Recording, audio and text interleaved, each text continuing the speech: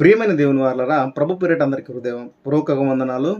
దేవుడికి భయపడేవారు, సత్యం గ్రహించేవారు, ఈ యొక్క నా యొక్క మాటలు, నా యొక్క వాక్యము సరైనదో కాదో గ్రహించాలని మనస్ఫూర్తిగా వేడుకుంటున్నాను. మొదటిగా వీడియో చూద్దామండి.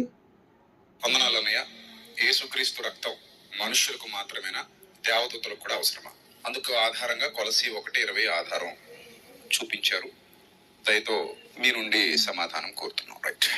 యేసుక్రీస్తు రక్తము అనగానే చాలా మంది ఉదయం చెప్పినట్టుగా ఫిజికల్ గా అర్థం చేసుకునే వాళ్ళు ప్రపంచంలో చాలా మంది ఉన్నారు. విశ్వాసాలను ఆత్మీయంగా అర్థం చేసుకోవాలి తప్ప ఫిజికల్ గా కాదు.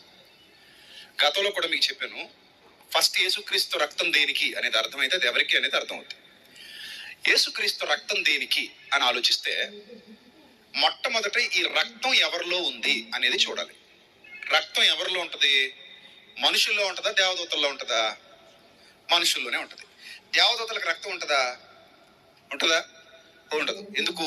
దేవదూతలు ఆత్మలు, రక్త మాంసాలు కలిగినవి కావు.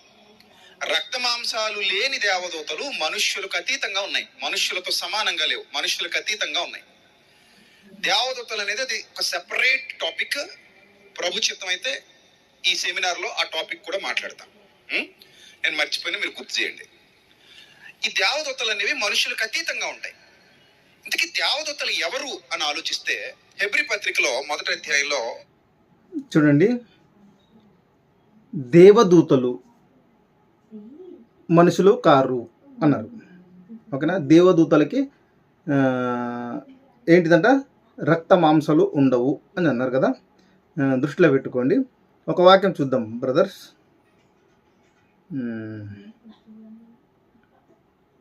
లూకా సువార్త 7వ అధ్యాయము 27వ వచనము.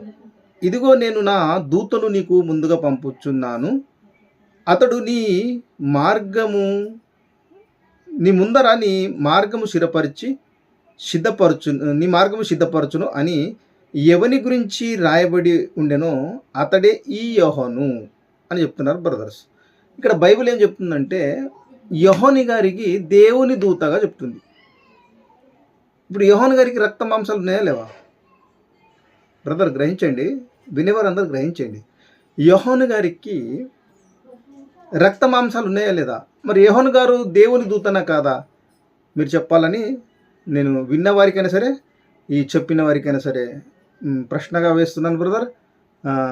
మరి మీ దగ్గర సబ్జెక్ట్ ఉంటే నాకు సమాధానం చెప్పాలని మనస్ఫూర్తిగా వేడుకుంటున్నాను. వందనాలు.